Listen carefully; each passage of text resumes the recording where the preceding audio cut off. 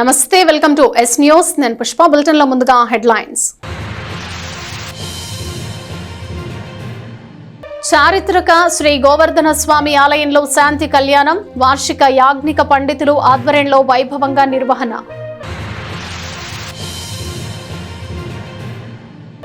మొక్కలు నాటి పర్యావరణాన్ని పరిరక్షించాలి. జేఎంజే మహిళా కాలేజీలో వన మహోత్సవంలో కాలేజీ ప్రిన్సిపల్ డాక్టర్ సిస్టర్ శాంత సూచన.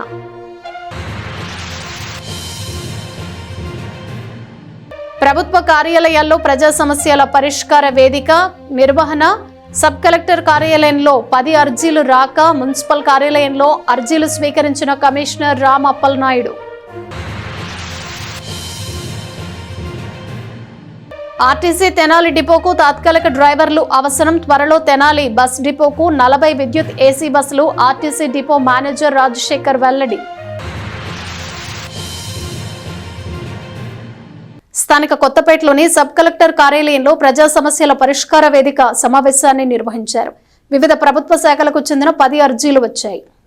ప్రజా సమస్యల పరిష్కార వేదికలో వచ్చిన అర్జీలను నిర్ణీత వ్యవధిలోగా పరిష్కారానికి కృషి చేస్తామని స్థానిక సబ్ కలెక్టర్ కార్యాలయ పరిపాలనా అధికారి శ్రీధర్ బాబు తెలియజేశారు. కార్యాలయంలో సోమవారం జరిగిన సమావేశంలో రెవెన్యూకు సంబంధించి 2 అర్జీలు రాగా సర్వే విభాగానికి 2 మున్సిపాలిటీ పరిధిలోనివి 4 అర్జీలు వచ్చాయి. విద్యాశాఖ, విద్యుత్ శాఖలకు చెందిన అర్జీలు ఒక్కొక్కటి చొప్పున వచ్చాయి. సమావేశంలో వివిధ ప్రభుత్వ శాఖల అధికారులు పాల్గొన్నారు.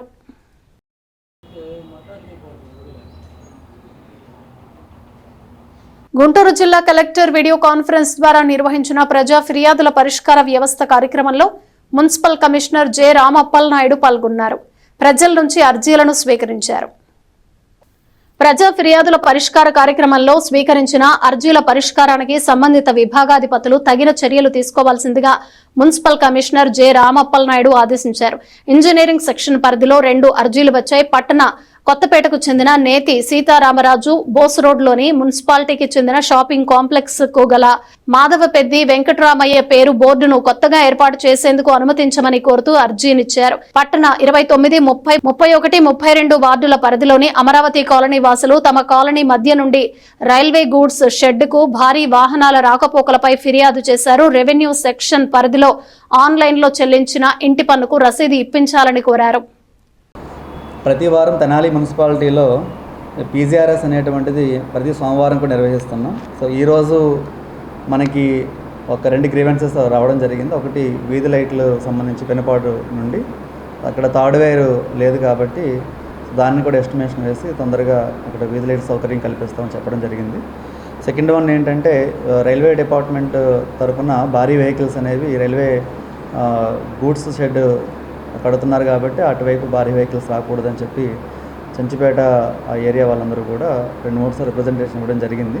దానికి సంబంధించి రైల్వే వాళ్ళతో కూడా మాట్లాడడం జరిగింది. And railway department senior section ఇంజనీర్తో ఒక కంబైన్డ్ విజిట్ అనేటువంటిది ఈ వారంలో పెట్టి సో ఈ సమస్యను మనము పైకి ఎస్కలేట్ చేసి సో వాళ్ళ సమస్యను కూడా తొందరలో తీర్చడానికి ప్రయత్నిస్తాం.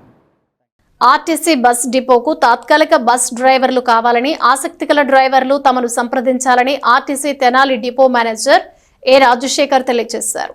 స్థానిక ఆర్టీసీ బస్ స్టేషన్లో డిపో మేనేజర్ ఏ రాజశేఖర్ సోమవారం మీడియాతో మాట్లాడారు. హెవీ వెహికల్ డ్రైవింగ్ లైసెన్స్ కలిగి 1.5 ఏళ్ల అనుభవం కలిగిన డ్రైవర్లు ఆర్టీసీలో తాత్కాలిక డ్రైవర్లుగా నియమించనున్నట్లు తెలిపారు. మెడికల్, ఫిజికల్ ఫిట్నెస్ కలిగి శిక్షణను విజయవంతంగా చేసిన డ్రైవర్లను పోస్టింగ్ ఇస్తామని చెప్పారు. 8 గంటల డ్యూటీకి 800, 16 గంటల డ్యూటీకి 1600 చెల్లిస్తామని, ఆర్టీసీ బస్ స్టేషన్లో 70 నుంచి 80 లక్షల వ్యయంతో సీసీ రోడ్లు నిర్మించినట్లు గుర్తు చేశారు. 2 బస్ స్టేషన్లలో ఒక్కొక్కటి చొప్పున ప్రయాణికుల తాగునీటి కోసం ఆర్ఓ ప్లాంట్లను ఏర్పాటు చేశామన్నారు. తెనాలి డిపోకు 40 విద్యుత్ ఏసీ బస్సులకు ప్రతిపాదనలు పంపామని చెప్పారు. తొందరలోనే డిపోకు వస్తాయని చెబుతూ అప్పుడు అన్ని రూట్లకు అదనపు బస్సులను కేటాయిస్తామని రాజశేఖర్ వివరించారు. మన తెనాలి డిపోలో తాత్కాలికంగా పనిచేయటానికి డ్రైవర్లు కావాలను. హెవీ లైసెన్సు కలిగి ఉండి 1.5 సంవత్సరాల కాలం ఉండాలి. అదేవిధంగా ఫిజికల్గా ఫిట్నెస్ అయి ఉండే డ్రైవర్లకి వారి అప్లికేషన్ తీసుకొచ్చి మన ఆఫీసులో ఇచ్చినట్లయితే వారిని మెడికల్కి మరియు ట్రైనింగ్ ఇచ్చి రెండిట్లో ఫిట్ అయినట్లయితే వారిని డ్యూటీకి పంపించడం జరుగుతుంది.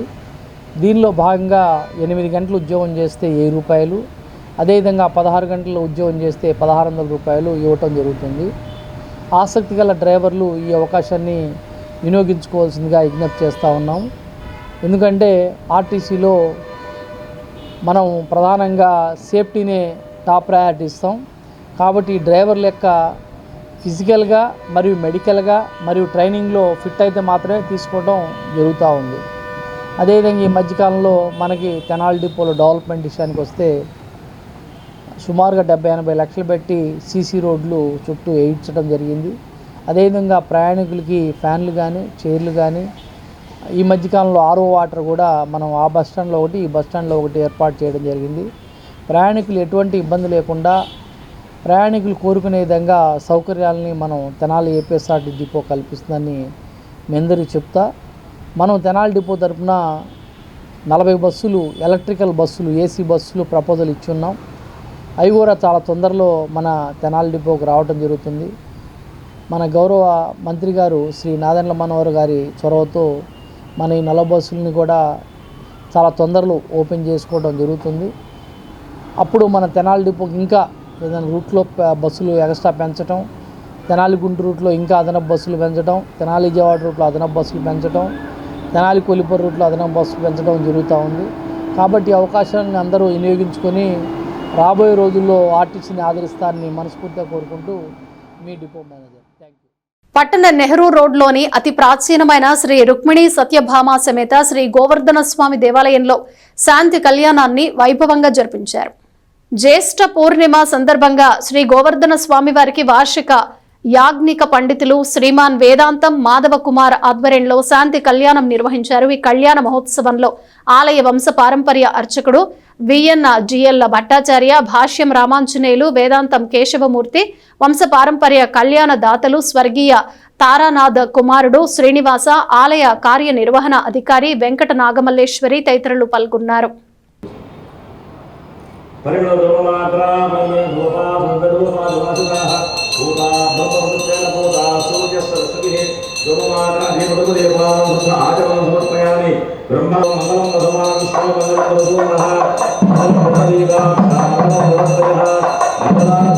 తెనాలి పట్టణంలో అతి ప్రాచీనమైన దేవాలయమైనటువంటి శ్రీ రుక్మిణి సత్యభామ సమేత శ్రీ గోవర్ధన స్వామి వారి దేవస్థానమునందు రిటైర్డ్ జిల్లా జడ్జి స్వర్గీయ టి తారానాథ్ గారి కుటుంబ సభ్యులచే ప్రతి సంవత్సరం జ్యేష్ఠ పౌర్ణమి సందర్భంగా స్వామివారి యొక్క వార్షిక శాంతి కళ్యాణం నిర్వహించబడుతుంది.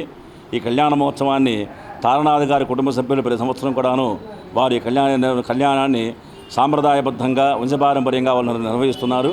వారికి శ్రీ గోవర్ధన స్వామి వారి యొక్క అనుగ్రహం కలగాలని కోరుకుంటూ ఈ కళ్యాణ కార్యక్రమాన్ని భక్తులంతా తిలకించి స్వామివారి ఆశీస్సు కోరుతున్నాము. ప్రతి నెల పౌర్ణమి పర్వదినాన స్థానిక షరాఫ్ బజార్లోని శ్రీ సువర్చల సమేత శ్రీ పంచముఖ ఆంజనేయ స్వామి ఆలయంలో ప్రత్యేక కార్యక్రమాలు నిర్వహిస్తున్నట్లు ఆలయ ఈవో హరిప్రసాద్ తెలియజేశారు.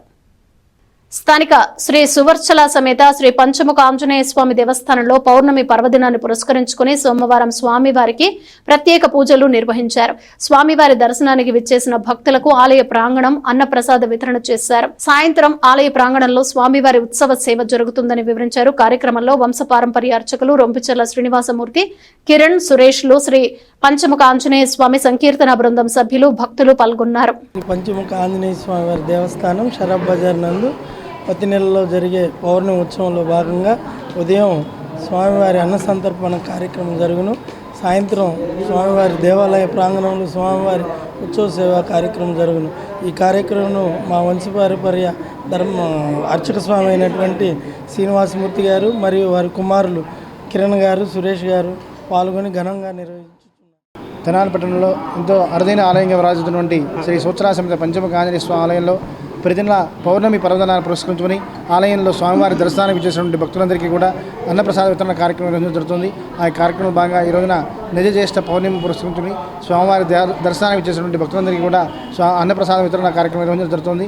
అలాగే ప్రతి పౌర్ణమి సాయంత్రం వేళ సంధ్యా సమయంలో ఆలయ ప్రాంగణంలో సూచనా సమేత పంచముఖ ఆంజనేయ స్వామి వారికి ఉత్సవ సేవా కార్యక్రమం కూడా ఎంతో వైభవంగా నిర్వహించడం జరుగుతుంది. ఆలయ కార్యనిర్వహణాధికారి అయినటువంటి హరిప్రసాద్ గారి ఆధ్వర్యంలో గత 8 నెలలుగా మనం ఈ యొక్క ఉత్సవ సేవని ప్రారంభించడం జరిగింది. ప్రతి నెల కూడా క్రమం తప్పకుండా ఈ యొక్క ఉత్సవ సేవ జరుగుతుంది.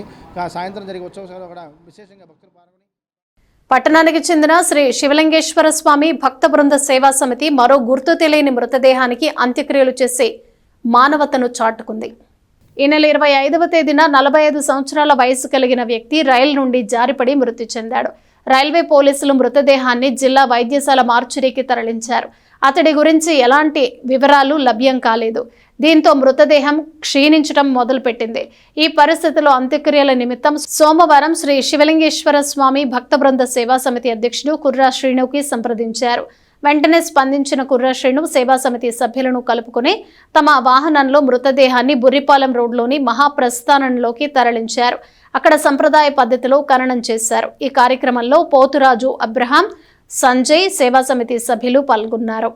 ప్రతినిత్యం కూడా అన్నదాన కార్యక్రమం, అనాథలుగా నిస్సహాయాలుగా ఎవరైనా మరణించో వాళ్ళ యొక్క పార్థివ దేహాలకి దానమైతే దానం, కర్ణమైతే కర్ణం చేయడం జరుగుతుంది ఉచితంగా.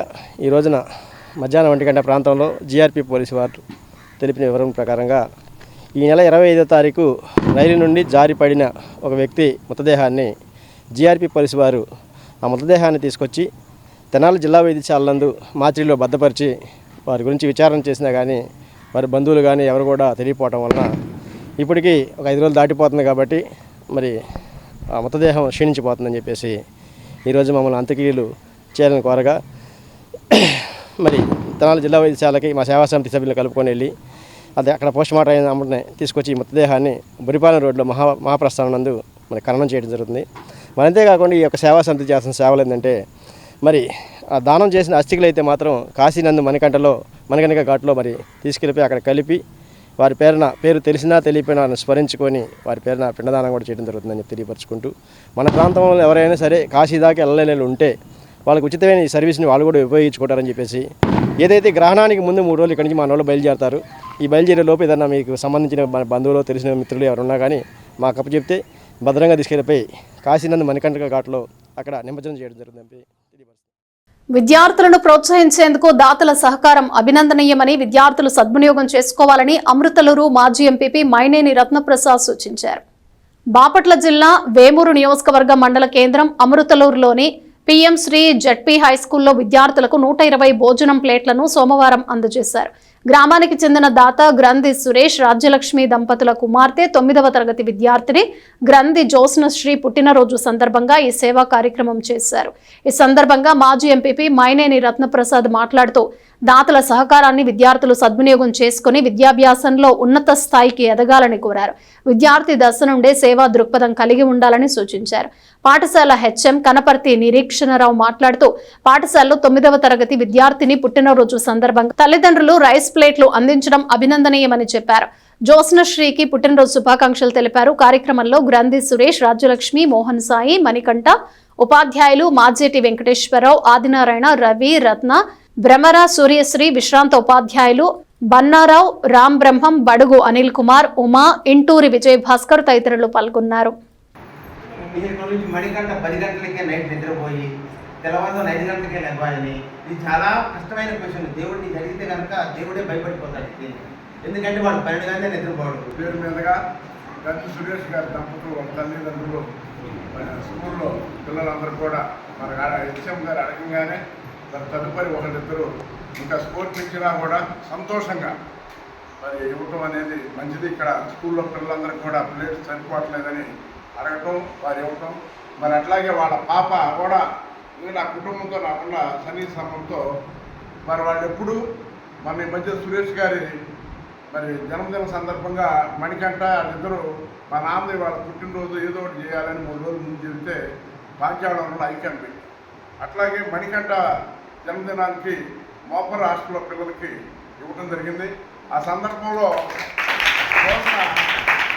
అన్ని అన్నయ్య పేరు చేస్తున్నారు, నా పేరు పెట్టలేదంటే మరి 1-2 డబుల్ ఇంకెక్కువ ఖర్చుతో మరి జ్యోత్స్న పేరు మీద కూడా వాళ్ళ తల్లిదండ్రులు ఇవ్వటం. మరి ఆ పాప కూడా బాగా చదువుకోవాలి, వాళ్ళకి ఇప్పటి నుంచే సేవాభావం అలవాటు చేయటం. మరి అది ప్రత్యేకంగా మరి సేవ చేయడంలో అన్నా చెల్లెలు ఇద్దరు కూడా మరి పోటీ పడటం, ఆ కుటుంబం సహకరించడం, ప్రత్యేకంగా కుటుంబం ఇంకా బాగా ఉండాలని మీరు కూడా ఇప్పటి నుంచే సేవ చేసే అలవాటు చేసుకోవాలి. అది 100 రూపాయలు అవ్వచ్చు, రూపాయి అవ్వచ్చు, ఏదో వేలో పెట్టాల్సిన పని లేదు. కాబట్టి మీరు సేవ చేసే అలవాటు చేసుకుని మరి బాగా చదువుకుని ఇదే స్కూల్లో మీరు వచ్చి పేద పిల్లలకి మరి మనం సహాయం చేయాలని సహాయం చేస్తారని బీజేపీ జిల్లా కౌలు రైతు విభాగం కన్వీనర్ తోటకూర వెంకటేశ్వరరావు రైతులకు ఏరువాక పౌర్ణమి శుభాకాంక్షలు తెలియజేశారు. భగవంతుడి ఆశీస్సులతో సకాలంలో వర్షాలు పడి ఎటువంటి ఉపద్రవాలు లేకుండా ఆరుగాలం కష్టపడే రైతులకు మంచి పంటలు పండి ఆర్థికంగా లాభం చేకూరాలని బీజేపీ జిల్లా కౌలు రైతు విభాగం కన్వీనర్ తోటకూర కోటేశ్వరరావు కోరుకున్నారు. ఏరువాక సందర్భంగా రైతులకు ఆయన ఏరువాక పౌర్ణమి శుభాకాంక్షలు తెలియజేశారు. ఈ కార్యక్రమంలో బీజేపీ జిల్లా కార్యవర్గ సభ్యులు శాఖమూరి శంకర్రావు పాల్గొని రైతులకు శుభాకాంక్షలు తెలియజేశారు.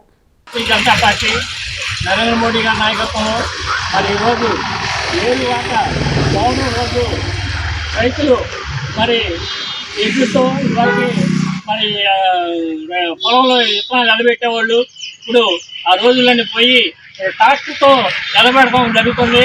మరి ఎంతో సులభతరమైన రైతులకి యంత్రాలతో మరి 10 మంది చేసే పని కనీసం ఒక్క మనిషితోనే ఈ యంత్రం పరికరాలు అలాంటి పరికరాలు ఇప్పుడు వచ్చినాయి రైతులకి. మరి అదేవిధంగా ఈరోజు ఏరువాక పౌరులు తాను ఈరోజు మన ట్రాక్టర్తో మన చేను కాడికి వెళ్ళి మరి విత్తనాలు పెట్టడం జరుగుతుంది. అదేవిధంగా మరి వరంగల్ కూడా రైతులకి పంటలు బాగా పండాలని ఆ వరుణదేవుని కోరుకుంటున్నాం. మరి ఈ అవకాశం ఇచ్చిన మరి గుంటూరు జిల్లా శాఖమూరి శంకర గారికి మరి దిగ్రాల పూర్ణచంద్ర గారికి వాళ్ళ అబ్బాయి కూడా రైతులకి కౌలు రైతులందరూ కూడా ప్రతి ఒక్కరూ మొక్కలు నాటి వాటిని సంరక్షించడం ద్వారా పర్యావరణ సమతుల్యతను కాపాడవచ్చని జేఎంజే మహిళా కాలేజ్ ప్రిన్సిపల్ డాక్టర్ సిస్టర్ శాంత సూచించారు. స్థానిక జేఎంజే మహిళా కాలేజ్ స్వయం ప్రతిపత్తి ప్రాంగణంలో సోమవారం కాలేజీ ఎన్ఎస్ఎస్ యూనిట్ ఆధ్వర్యంలో వన మహోత్సవం నిర్వహించారు. పర్యావరణ పరిరక్షణ, పచ్చదనం పెంపొందించాలనే ఉద్దేశంతో ఈ కార్యక్రమాన్ని చేపట్టారు. ఈ కార్యక్రమంలో కళాశాల principal doctor sister Shanta, NSS program officer doctor Dasari Vijayalakshmi, physical director doctor Aruna Sujatha, doctor Jannamma, NSS సభ్యులు, విద్యార్థినులు పాల్గొన్నారు. ప్రిన్సిపల్ డాక్టర్ శాంత మొక్కను నాటి కార్యక్రమాన్ని ప్రారంభించారు. ఎన్ఎస్ఎస్ విద్యార్థులు మొక్కల సంరక్షణ బాధ్యతను తీసుకుని కళాశాల ప్రాంగణాన్ని పచ్చదనంతో నింపాలని సూచించారు. పట్టణంలో తైక్వాండో బెల్ట్ పరీక్షను నిర్వహించగా పలువురు విద్యార్థులు అర్హతను సాధించి తదుపరి బెల్ట్ పోటీలకు ఎంపికయ్యారని చిన్న మాస్టర్ తెలియజేశారు. పట్టణానికి చెందిన Harihamsika taekwondo martial arts academy ఆధ్వర్యంలో ఆదివారం తైక్వాండో బెల్ట్ టెస్ట్ పరీక్షను నిర్వహించారు. ఎగ్జామినర్ గా అంతర్జాతీయ తైక్వాండో ఎగ్జామినర్ కరుణాకర్ మాస్టర్ వ్యవహరించారు. కార్యక్రమంలో Somayya master, Srinivas master, Malik Sheikh master, champion taekwondo academy manager Anjaneyulu, academy వ్యవస్థాపకులు ఎం సత్యనారాయణ, చిన్న మాస్టర్ పాల్గొన్నారు. ఈ బెల్ట్ టెస్ట్ లో అంతర్జాతీయ బ్లాక్ బెల్ట్ పరీక్షకులు నిధి, అమర్నాథ్, భానుప్రసాద్ హాజరయ్యారు. కలర్ బెల్ట్ పరీక్షకు మొత్తం 15 మంది విద్యార్థులు హాజరు కాగా అర్హత సాధించిన వారు తదుపరి బెల్ట్ కు ఎంపికయ్యారు.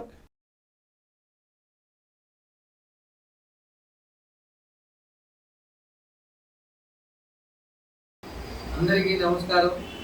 ఈరోజు ఆదివారం 28వ తారీఖు 2026 హరిహంసిక మార్షల్ ఆర్ట్ అకాడమీ నందు ఇన్స్టిట్యూట్ నందు బెల్ట్ ఎగ్జామినేషన్ జరిగింది. దానికి ముఖ్య అతిథులుగా కరుణాకర్ గారు ఎగ్జామినేషన్గా సార్ వచ్చారు. అలాగే మాలిక్ సార్ గారు వచ్చారు, కరాటే మాస్టర్. అలాగే సారు సోమేశ్వరరావు గారు కొల్లూరు నుంచి వచ్చారు. అలాగే శ్రీనివాస్ గారు విజయపట్నం నుంచి వారు వచ్చారు. వీరందరికీ నా హృదయపూర్వకమైన ధన్యవాదాలు తెలియజేసుకుంటున్నాను. మరి మా పిల్లలు బెల్ట్ ఎగ్జామినేషన్లో అందరూ పరిపూర్ణంగా మంచిగా ప్రాక్టీస్ చేసి నెక్స్ట్ బెల్ట్కి వెళ్తానికి మరి ఎంతో కృషి చేశారు. మరి ఆ ఎగ్జామినేషన్గా సారు కరుణాకర్ సార్ గారు వచ్చి ఆ ఎగ్జామినేషన్ కండక్ట్ చేసి వాళ్ళందరికీ మార్క్స్ అలాగే ఇవ్వడం జరుగుతుంది. అలాగే ముగ్గురు మన ఇన్స్టిట్యూట్ తరఫు నుంచి బ్లాక్ బెల్ట్కి అప్పీల్ అవుతున్నారు. అది కూడా ఈరోజే జరిగింది బెల్ట్ ఎగ్జామినేషన్లో. ఒక అమ్మాయి పేరేమో నిధి, ఇంకొక బాబు పేరేమో అమర్, ఇంకొక బాబు పేరేమో భానుప్రసాద్. వీళ్ళు మూర్పూరు నుంచి వచ్చారు. 4 సంవత్సరాల నుంచి మన దగ్గర నేర్చుకుని ఈ రోజున బ్లాక్ బెల్ట్కి వెళుతున్నందుకు నాకు చాలా ఆనందంగా ఉంది. ముఖ్యంగా వాళ్ళ తల్లిదండ్రులకి నా కృతజ్ఞతలు తెలియజేస్తున్నాను. మరి 4 సంవత్సరాల నుంచి నేర్చుకున్నందుకు మరి ఈరోజు బ్లాక్ బెల్ట్ ఎగ్జామినేషన్కి వెళ్తున్నారు. దానికి కరుణాకర్ సారు కండక్ట్ చేసి కొరియాకి పంపించడం జరుగుతుంది. మరి అది 2 నెలల్లో 3 నెలల్లో ఆ సర్టిఫికెట్ ఐడెంటిటీ కార్డు వస్తుంది వారికి. దానివల్ల వీళ్ళకి మరి స్పోర్ట్స్ కోటాలో మరి ఎడ్యుకేషన్కి ఉపయోగపడతాయి, తర్వాత నెక్స్ట్ జాబ్స్కి ఉపయోగపడతాయి ఆ సర్టిఫికెట్లు. ఇది మరి ఒలింపిక్ గేమ్ తైక్వాండో అనే మార్షల్ ఆర్ట్ మరి తెనాల్లో అందరూ పేరెంట్స్ ఆదరిస్తూ మంచిగా తీసుకొస్తున్నందుకు నాకు చాలా ఆనందంగా ఉంది. మరి ఈ బెల్ట్ ఎగ్జామినేషన్ గురించి మన ఎగ్జామినేషన్గా వచ్చిన మన కరుణాకర్ సార్ గారు మాట్లాడవలసిందిగా కోరుతున్నారు. ఈ బ్లాక్ బెల్ట్ టెస్ట్లో నిధి, భానుప్రసాద్, అమర్నాథ్ పార్టిసిపేషన్ చేశారు. వారిలో బేసిక్ సీక్వెన్స్లో చెక్ చేయడం జరిగింది. నెక్స్ట్ టూల్సే చెకింగ్ చేయడం జరిగింది. అదేవిధంగా ఫైటింగ్, బ్రేకింగ్ టెస్ట్ జరిగింది. అట్లాగే ఓవరాల్గా ఎస్ఏ టెస్ట్ కూడా జరిగింది. వీటన్నిటిలో 60 మార్కులు వచ్చిన వాళ్ళు 100కి 60 మార్కులు వచ్చిన వాళ్ళు పాస్ అవుతారు. 60 తగ్గిన వాళ్ళు ఫెయిల్ అవుతారు. ఎవరైతే పాస్ అవుతారో వాళ్ళ డీటెయిల్స్ మొత్తం కొరియాలోని ఫుట్బాల్ హెడ్ క్వార్టర్స్కి వాళ్ళ డీటెయిల్స్ పంపించబడతాయి. పంపించిన తర్వాత 1 మంత్ తర్వాత వాళ్ళ రిజల్ట్స్ అనేది వస్తాయి. వచ్చిన తర్వాత కన్ఫర్మేషన్ లెటర్ పంపిస్తారు. కన్ఫర్మేషన్ లెటర్లో పాస్ అయిన వస్తే వాళ్ళు పాస్ అవుతారు. తర్వాత సర్టిఫికేట్లు 3 నెలల తర్వాత వస్తాయి, బ్లాక్ బెల్ట్లు. ఇక్కడికి నన్ను పిలిపించిన చిన్న మాస్టర్ గారికి అండ్ ఇక్కడ విచ్చేస్తున్న పెద్దవాళ్ళందరికీ నా కృతజ్ఞతలు, ధన్యవాదాలు. నెక్స్ట్ మా మీద నమ్మకం ఉంచుకొని చిన్న మాస్టర్ గారు దాకా పిలిపించారు కాబట్టి మేము రుణపడి ఉంటాం సార్ గారికి. అదేవిధంగా పిల్లలు కష్టపడి ప్రాక్టీస్ చేస్తున్నారు. దగ్గర 2 సంవత్సరాల పైనుంచి ఎక్స్పీరియన్స్ పర్సన్స్ మాత్రమే ఎలో చేసాం బ్లాక్ బెల్ట్కి. మిగతా కలర్ బెల్ట్ వాళ్ళు కూడా టెస్ట్కి అటెండ్ అయ్యారు. ఇవన్నీ మేము వాళ్ళ బేసిక్స్ మొత్తం stands, leg movements, hand movements, వాళ్ళ కాన్సన్ట్రేషను, వాళ్ళు స్ట్రెంగ్త్ అన్నీ చెక్ చేయడం జరిగింది. పెద్దలు అలాగే సోమేశ్వరరావు గారు, మాలిక్ గారు, నిజాపట్న శ్రీను గారు నాతో పాటు సహకరించారు. నేను ఒక్కడే కాకుండా వీళ్ళు కూడా సహకరించడం వల్ల ఈ బెల్ట్ ఎగ్జామ్ అనేది సక్సెస్ అయ్యింది. రిజల్ట్స్ అనేవి మనకి ఈ కలర్ బెల్ట్ రిజల్ట్స్ అనేవి 2 వీక్స్ తర్వాత వస్తాయి. బ్లాక్ బెల్ట్ రిజల్ట్స్ అనేవి మనకు 1 మంత్ తర్వాత తెలిసింది. సర్టిఫికేట్లు మాత్రం 3 మంత్స్ తర్వాత వస్తాయి కొరియా నుంచి. ఇప్పుడు సోమేశ్వరరావు గారు మాట్లాడే బులెటిన్ ముగించే ముందు హెడ్లైన్స్ మరోసారి. చారిత్రక శ్రీ గోవర్ధన స్వామి ఆలయంలో శాంతి కళ్యాణం, వార్షిక యాజ్ఞిక పండితులు ఆధ్వర్యంలో వైభవంగా నిర్వహణ.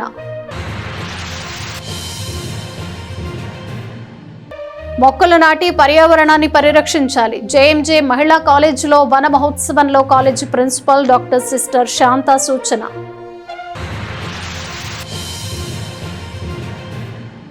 ప్రభుత్వ కార్యాలయాల్లో ప్రజా సమస్యల పరిష్కార వేదిక నిర్వహణ.